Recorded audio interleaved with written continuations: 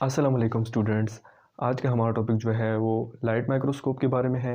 और इससे पहले मैं आपको रेजोल्यूशन के हवाले से कुछ बताना चाहूँगा कि रेजोल्यूशन जो है वो डिपेंड करती है वेवलेंथ पर। वेवलेंथ जो है वो हमारे पास फ़िज़िक्स का एक टर्म है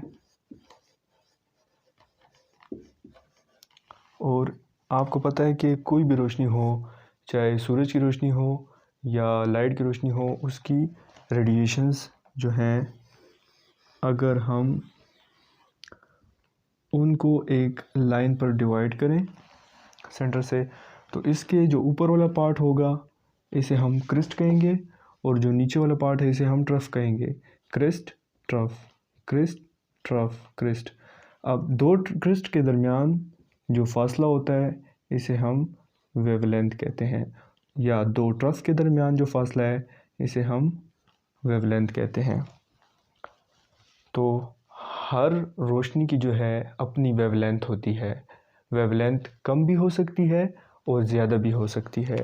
एक और रेडिएशन से मैं आपको एग्जांपल देता हूँ कि एक और हमारे पास रेडिएशंस है, और अगर हम इसको डिवाइड करते हैं सेंटर में एक लाइन पर, तो इसकी जो क्रिस्ट है या दो ट्रफ हैं इनके दरमियान जो वेवलेंथ है वो बहुत कम है, जबकि इसकी वेवलेंथ जो है वो ज़्यादा है। याद रहे, वेवलेंथ जितनी कम होगी उतनी ही किसी माइक्रोस्कोप की रेजोल्यूशन ज़्यादा होगी। ये थोड़ा सा आपको समझाना था वेवलेंथ के हवाले से, ताकि आपको आगे अगर वेवलेंथ माइक्रोस्कोप में जो है वेवलेंथ का कहीं ज़िक्र आए तो आपको कन्फ्यूजन ना हो। तो अब चलते हैं अपने टॉपिक की तरफ। Light microscope. लाइट माइक्रोस्कोप जो है वो सबसे पहले हमारे पास एक लंबी सी ट्यूब है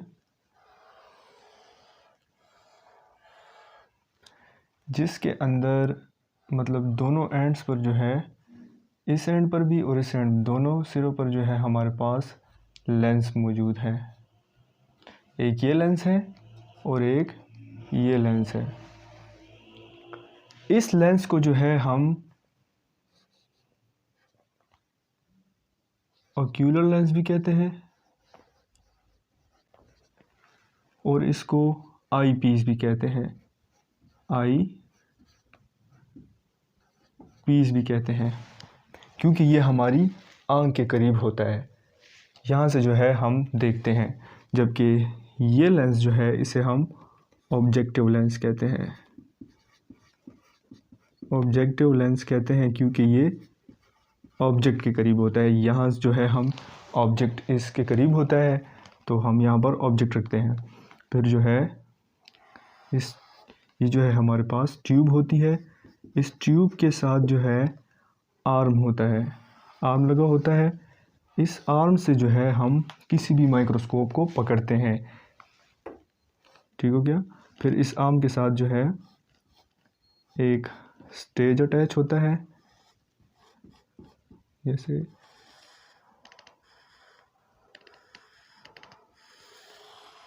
ये जो है उसका एक स्टेज हो गया।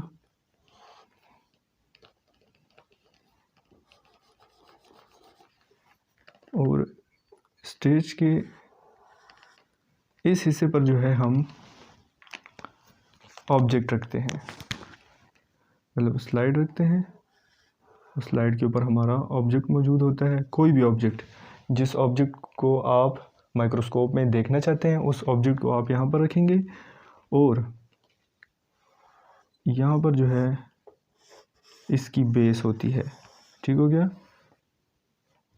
ये इस माइक्रोस्कोप की बेस है, जबकि ये इसका स्टेज है। ये स्लाइड है और स्लाइड के ऊपर आपका कोई भी ऑब्जेक्ट पड़ा है। जबकि इसके नीचे जो है बाज़ माइक्रोस्कोप के अंदर जो है यहाँ पर एक मिरर होता है, जबकि कुछ माइक्रोस्कोप के अंदर यहाँ पर छोटी सी लाइट लगी होती है। मतलब इसी वजह से जो है ये लाइट जो है ये फंक्शन परफॉर्म करती है। इसे लाइट माइक्रोस्कोप कहा जाता है क्योंकि इसके अंदर जो है ऑब्जेक्ट से जो है लाइट पास होती है। तो इस लाइट का बटन होता है, जब इस लाइट का बटन ऑन करते हैं तो इस लाइट से जो है रेज़ निकलती हैं और ये लाइट जो है ये पास होती है किससे, ऑब्जेक्ट को क्रॉस करती हैं। इस ऑब्जेक्ट को क्रॉस करते हुए ये लाइट ऑब्जेक्टिव लेंस तक जाती हैं। ये लाइट पहले ऑब्जेक्ट को क्रॉस करेगी, इस लाइट से क्रॉस होते हुए ऑब्जेक्टिव लेंस तक जाएगी। ये ऑब्जेक्टिव लेंस इस ऑब्जेक्ट को बड़ा करके दिखाएगा, मतलब यहाँ से जो है हम ये मैग्नीफिकेशन करेगा, किसी ऑब्जेक्ट को बड़ा करेगा। फिर ये लाइट जब यहाँ से क्रॉस होकर जाएगी, जाते हुए ये लाइट कहाँ पहुँचेगी, आखिरकार आई पीस तक। ये आई पीस जो है इसका क्या काम होगा, ये आई पीस इस लाइट को आपकी आईज़ की जो पार्ट है रेटिना, उस रेटिना पर ये फिक्स करेगा ताकि आपको ये अच्छे तरीके से नज़र आ सके। ठीक हो गया। तो इस आई पीस का काम होता है इस लाइट को आपकी आंख पर फोकस करना। तो ये हमारे पास एक लाइट माइक्रोस्कोप का सिंपल सा स्ट्रक्चर मैंने ड्रा किया है। अब आते हैं कि इसमें हमारे पास यूज़ क्या होता है। लाइट माइक्रोस्कोप में हमारे पास सबसे पहले लाइट यूज़ होती है। ठीक हो गया। किसी भी ऑब्जेक्ट को देखने के लिए लाइट यूज़ होती है। कुछ माइक्रोस्कोप में जो है यहाँ पर मिरर लगा होता है। यहाँ पर जो है मैंने छोटी सी लाइट ड्रा की हुई है जो ऑन हुई है। तो यहाँ पर जो है मिरर होता है जो सूरज की रोशनी को यहाँ से रिफ्लेक्ट करता है ऊपर की तरफ। तो ये ऑब्जेक्ट से जो है लाइट क्रॉस होती है सूरज की रोशनी, वो यहाँ पर जो है मिरर लगा होता है। अब जो है लाइट यूज़ होती है। फिर जो है एक माइक्रोस्कोप की मैग्नीफिकेशन पावर कितनी होती है लाइट माइक्रोस्कोप की। एक लाइट माइक्रोस्कोप की मैग्नीफिकेशन पावर जो है ये 1500x है, यानी ये किसी भी ऑब्जेक्ट को 1500 गुना बड़ा करके जो है दिखा सकता है। 1500 टाइम्स जो है बड़ा करके किसी भी ऑब्जेक्ट को अच्छे तरीके से दिखा सकता है। और इसकी जो रेजोल्यूशन पावर होती है, रेजोल्यूशन पावर